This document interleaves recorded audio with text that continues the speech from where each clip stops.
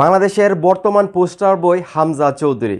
হামজা চৌধুরীকে অনেক সহজ সরল একটা মানুষ বললেন বুট প্রেসিডেন্ট বুলবুল ভাই।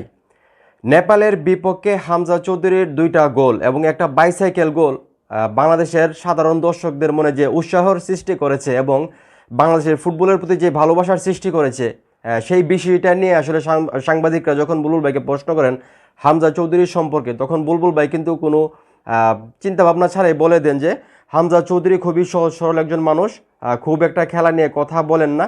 হামজার সাথে নামাজ পড়তে গেলাম, এত ভালো একটা ছেলে, খুব ভালো লাগে ওকে।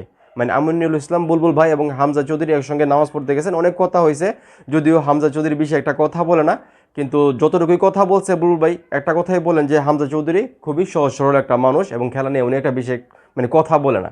তো এই যে হামজা চৌধুরীকে নিয়ে বুলবুল ভাইয়ের এত পজিটিভ আসলে কথাবার্তা, এই বিষয়টাকে হামজা চৌধুরী যারা ভক্ত আছেন কীভাবে দেখতেছেন সেটা অবশ্যই কমেন্ট করে জানাবেন।